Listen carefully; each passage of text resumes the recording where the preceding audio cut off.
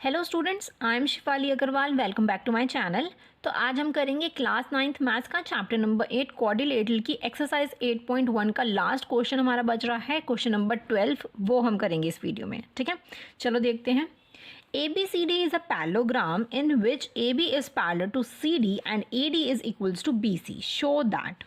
तो अब आपको क्या दे रखा है, ABCD, ये आपको एक ट्रेपीजियम दे रखा है जिसमें आपको बोल रखा है कि AB जो है वो पैरेलल है CD के। ठीक है, और हमें बोल रखा है कि AD जो है वो इक्वल है किसके, BC के इक्वल है। ठीक है, तो इतना तो आपको क्लियर हो चुका है। इसमें हमें क्या चीज़ प्रूफ करनी है, एंगल ए को आपको एंगल बी के इक्वल करना है, राइट। तो मैं क्या करती हूँ यहाँ पे ना उसकी नीमिंग कर देती हूँ। इसको मैं बोलती हूँ एंगल 1 और इसको मैं बोलती हूँ ये आपका एंगल 2। आपको नेक्स्ट चीज़ क्या प्रूफ करनी है, सी को डी के इक्वल करना है। आपको सी को डी के इक्वल करना है। ऐसे ही आपको सारे पार्ट्स करने हैं। पहले फर्स्ट पार्ट पे कॉन्सेंट्रेट करते हैं हम कि फर्स्ट पार्ट कैसे सॉल्व होगा। सबसे पहले मैं यहाँ पे क्या करने वाली हूँ, सबसे पहले मैं यहाँ लिखूँगी गिवन, कि गिवन क्या है। गिवन आपको पता है बहुत इंपॉर्टेंट होता है गिवन लिखना। ठीक है, तो सबसे पहली चीज़ हमें गिवन है कि ए बी जो है वो किसके पैरेलल है, सी डी के पैरेलल है। और हमें ये चीज़ बोल रखी है कि ए डी जो है वो क्या है, इक्वल है बी सी के। राइट, इतना क्लियर है।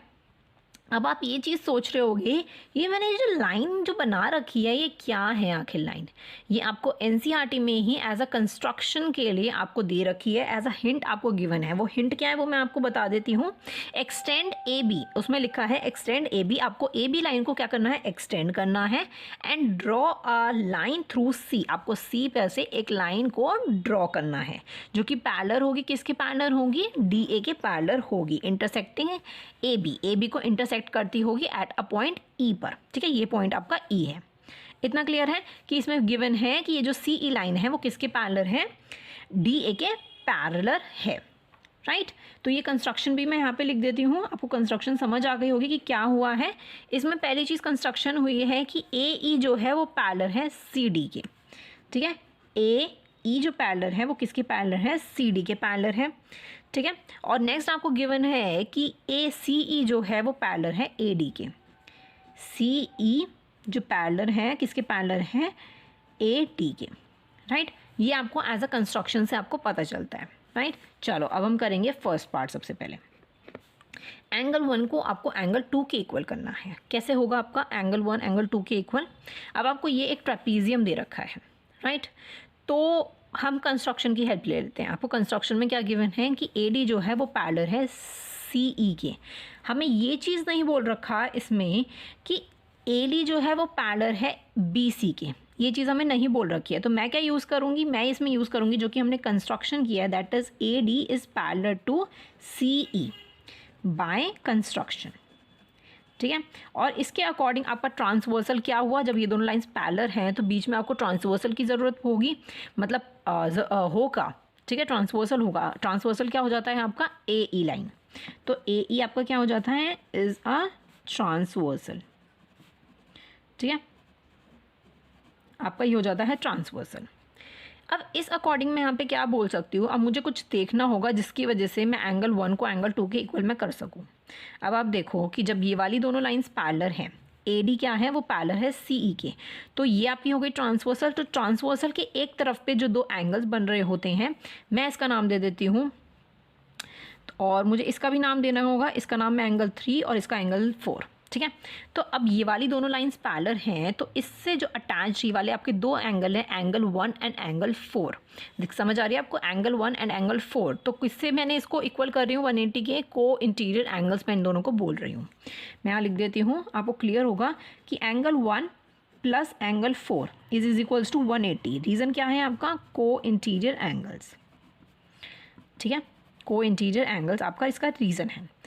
ठीक है, ये दोनों 180 डिग्री के हो गए। अब आप देखो, अब आप क्या इसमें लिख सकते हो, एंगल 2 को मैं एंगल 3 के इक्वल कर सकती हूँ, 180 के इक्वल कर सकती हूँ एंगल 2 प्लस एंगल 3 को। राइट, तो angle 2 plus angle 3 is equals to 180 degree. Reason क्या होगा आपका, लीनियर पेयर आपका रीज़न होगा इसमें। ठीक है, इतना क्लियर है। अब इस चीज़ से मैं ये इन दोनों पैरेलल लाइन से मैं ये चीज़ निकाल सकती हूँ कि एंगल 1 प्लस एंगल 4 आप करोगे को इंटीरियर एंगल से तो 180 होगा, और एंगल 2 प्लस एंगल 3 करोगे तो आपका 180 लीनियर पेयर की हेल्प से होगा। इतना क्लियर है। चलो अब आपको क्या करना होगा, अब इन दोनों में से तो कुछ कॉमन निकल नहीं रहा है, इन दोनों में से कुछ भी कॉमन नहीं निकल रहा है। हमें इसमें क्या चीज़ प्रूव करनी है, मैं यहाँ पे लिख देती हूँ कि angle 1 plus angle 4 is equals to angle 2 plus angle 3। अब इसमें से आपको ये चीज़ करना होगा कि आपको angle 1 plus is equals to angle 2 दिखाने के लिए आपको क्या करना होगा, एंगल 3 को एंगल 4 के इक्वल करना होगा। तब ये दोनों कट होकर क्या लिख सकती हूँ मैं यहाँ पे कि एंगल 1 जो है वो एंगल 2 के इक्वल है। अब ये चीज़ आप कैसे इसके अंदर करोगे वो हमें यहाँ पे करनी होगी। पहली चीज़ आपको ये चीज़ इसमें गिवन है कि ये आपका एक ट्रेपीजियम है, ABCD आपका एक ट्रेपीजियम है, लेकिन आपका इसमें ये चीज़ गिवन है कि AD जो है वो पैरेलल है CE के। ठीक है, AD जो है वो किसके पैरेलल है, CE के पैरेलल है। तो मैं ये बोल सकती हूँ कि ये आपका एक पैरेललोग्राम है। तो यहाँ पे मैं क्या लिख सकती हूँ कि ADCE इज़ अ पैरेललोग्राम। कौन कौन से दो रीजंस थे इसके, कि AD जो है वो पैरेलल है CE के, AD जो है वो पैरेलल है CE के, और आपका नेक्स्ट रीज़न था कि AE जो है वो पैरेलल हो जाता है आपके किसके, CD के। AE जो है वो पैरेलल होता है किसके, CD के। अगर मैं पैरेललोग्राम इसको बोलती हूँ, क्योंकि एक लाइन ही अगर एक ऑपोजिट पेयर जो है वो पैरेललोग्राम है, तो मतलब जो दूसरे ऑपोजिट पेयर है वो भी आपके क्या होंगे, पैरेलल होंगे। राइट, इतना क्लियर हो जाता है। ओके, इस अकॉर्डिंग हमें क्या क्या चीज़ें हमें मिल जाती है, हमें ये चीज़ मिल जाती है कि अगर ये दोनों चीज़ें पैरेलल हैं तो दैट मीन्स ये दोनों चीज़ें इक्वल भी होंगी। तो अब इसके अकॉर्डिंग हमें क्या पता चलता है कि AD जो है वो इक्वल है किसके, आपके CE के इक्वल है। राइट, CE के इक्वल है। अब मैं यहाँ पे क्या बोल सकती हूँ, ये चीज़ हमें गिवन है यहाँ पे कि AD जो है वो CB के भी इक्वल है। ठीक है, इसके तो CE के तो इक्वल है ही बाय कंस्ट्रक्शन से, लेकिन वो CB के भी इक्वल है। तो मैं यहाँ लिख सकती हूँ कि AD जो है वो किसके इक्वल है, CB के भी इक्वल है, और ये चीज़ क्या है आपको गिवन है। तो ये अगर मैं फर्स्ट मान लूँ इक्वेशन और ये मैं सेकंड मान लूँ, तो आप देख सकते हो AD जो है वो इक्वल है CE के भी और CB के भी। तो मैं यहाँ पे क्या लिख सकती हूँ, मैं इसको बोलती हूँ कि BC जो है ये वाला, इसको मैं उल्टा लिख रही हूँ, BC जो है वो किसके इक्वल हो जाता है, आपका EC के इक्वल हो जाता है। मुझे यहाँ पे EC लिखना चाहिए था और यहाँ पे BC लिखना चाहिए था। ठीक है, तो ये BC जो है वो किसके इक्वल हो जाता है, EC के इक्वल हो जाता है। राइट, अब आप यहाँ पे देख सकते हो, यहाँ पे BC वाला ये वाली साइड मैंने किसके इक्वल करी है, EC के इक्वल करी है। इस वाली साइड की मैंने क्या किया, इक्वल कर दिया। अब आपने एक थ्योरम इसमें पढ़ी थी, वो कौन सी थ्योरम थी, कि angle opposite to the equal sides are also equal. अगर दो साइड्स हैं उनके ऑपोजिट्स में जो एंगल्स आ रहे होंगे वो दोनों भी इक्वल होंगे। तो मतलब BC के ऑपोजिट कौन सा है, एंगल 4, एंड EC के ऑपोजिट कौन सा है, एंगल 3। तो ये दोनों एंगल्स कौन से हो गए, इक्वल हो गए। तो मैं यहाँ पे क्या लिख सकती हूँ, मैं यहाँ पे लिख सकती हूँ that is angle 3 is equals to angle 4। Reason क्या है आपका, angle opposite to equal sides are equal। ठीक है, इतना क्लियर है। अब मैंने एंगल 3 को किसके इक्वल दिखा दिया है, एंगल 4 के मैंने इक्वल दिखा दिया है। तो अब मैं यहाँ पे क्या कर सकती हूँ, अब मैं यहाँ पे लिख सकती हूँ कि angle 1 plus angle 4 is equals to angle 2 plus angle 4। Angle 3 की जगह मैं एंगल 4 लिख सकती हूँ। रीज़न क्या है, क्योंकि एंगल 3 जो है वो एंगल 4 के इक्वल हो चुका है। तो ये दोनों कट हो जाते हैं, तो लास्ट में आपका क्या बच जाता है, that is angle 1 is equals to angle 2। यही चीज़ आपको इसमें प्रूफ करनी थी। या आप बोल सकते हो angle A is equals to angle B, या आप यहाँ पे रीज़न में यहाँ पे लिख सकते हो angle A is equals to angle B भी हो जाता है। इतना क्लियर है, आपको इतना क्लियर हो गया होगा। आप angle 1 is equals to angle 2 लिखो या angle A is equals to angle B लिखो, जो पूछा जाए उस अकॉर्डिंग आपको यहाँ पे लिख देना है। इतना क्लियर हो गया है। फर्स्ट पार्ट थोड़ा सा मुश्किल था, थोड़ा सा समझने में टाइम लगा। अब हम देख लेते हैं नेक्स्ट आपको दे रखा है C जो है वो एंगल C जो है वो एंगल D के इक्वल है। तो मैं इसकी भी नेमिंग कर देती हूँ यार। ठीक है, मैं इसकी नेमिंग करूँगी तो मैं यहाँ पे 5 और 6 का इसमें यूज़ करने वाली हूँ। तो इसको मैं ले लेती हूँ एंगल 5 और इसको मैं ले लेती हूँ एंगल 6। ठीक है, ओके। अब आप इसको कैसे प्रूफ करने वाले हो, चलो वो भी हम देख लेते हैं। मैं यहाँ पे आपका प्रूफ करके दिखाती हूँ। ठीक है, अब तक क्या था कि ये एक पैरेललोग्राम है। AB जो पैरेलल है वो AB जो है वो पैरेलल है आपकी CD के, ये चीज़ हमें गिवन थी। तो इस अकॉर्डिंग मैं क्या बोल सकती हूँ कि AD आपका क्या है, एक ट्रांसवर्सल है। मैं यहाँ पे सेकंड पार्ट लिख देती हूँ यहाँ पे। ठीक है, अब ये चीज़ आपको क्या गिवन थी कि ए बी जो है वो किसके पैरेलल है, सी डी के पैरेलल है, ठीक है। और इस अकॉर्डिंग आपका मैं लेती हूँ कि ए डी जो है वो क्या हो जाता है, इज़ अ ट्रांसवर्सल, ठीक है, ट्रांसवर्सल हो जाता है आपका, ठीक है। तो इस according angle 1 plus angle 5 is equals to 180 degree हो जाता है। और आप रीज़न क्या दोगे इसके अंदर, रीज़न आप सिंपली यही दोगे कि angle 1 plus angle 5 is equals to 180 degree, reason आपका को इंटीरियर एंगल्स, ठीक है, को इंटीरियर एंगल आप इसका रीज़न दोगे, ठीक है। सिमिलरली जैसा आपने फर्स्ट पार्ट में किया है वैसा ही आपको करना है।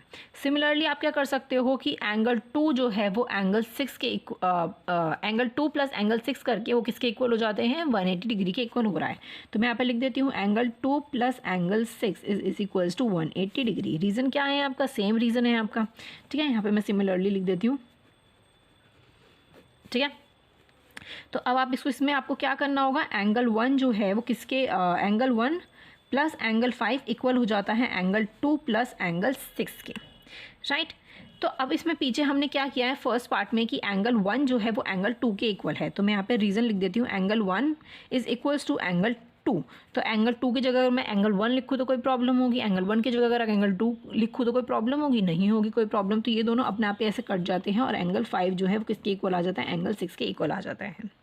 या आप लिख सकते हो कि एंगल सी जो है वो इक्वल आ जाता है एंगल डी के, हेंस प्रूफ्ड, ठीक है।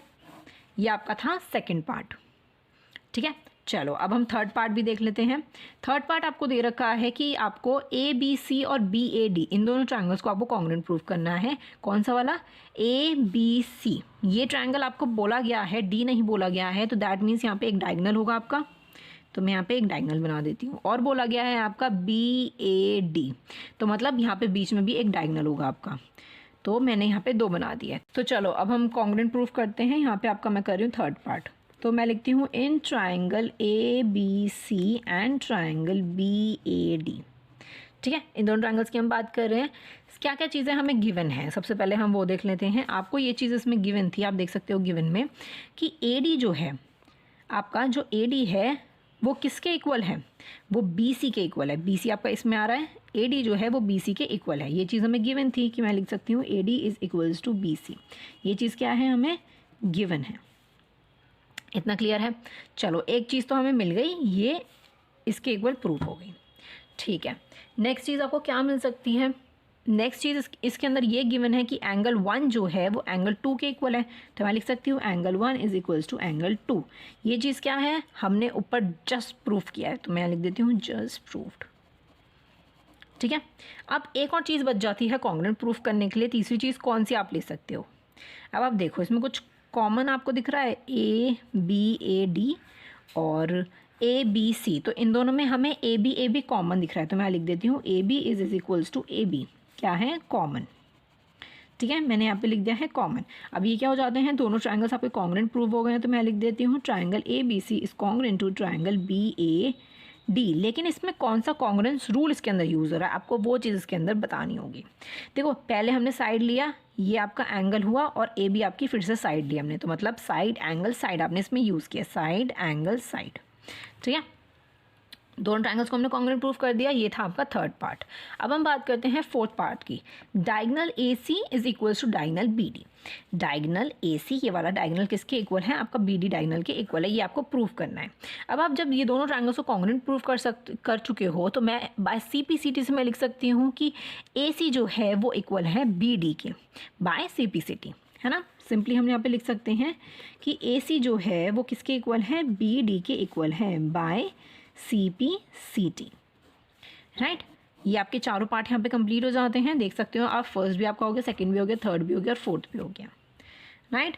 तो आपको, आई होप आपको ये 12th क्वेश्चन समझ आ गया होगा। थोड़ा सा मुश्किल था, लेकिन इतना भी मुश्किल नहीं था कि आपको क्लियर ना हुआ हो। तो आई होप आपको अच्छे से क्लियर हो गया होगा। वीडियो पसंद आई हो तो लाइक ज़रूर कर दीजिएगा। चैनल को अभी तक सब्सक्राइब ना किया तो चैनल को सब्सक्राइब भी कर दीजिएगा।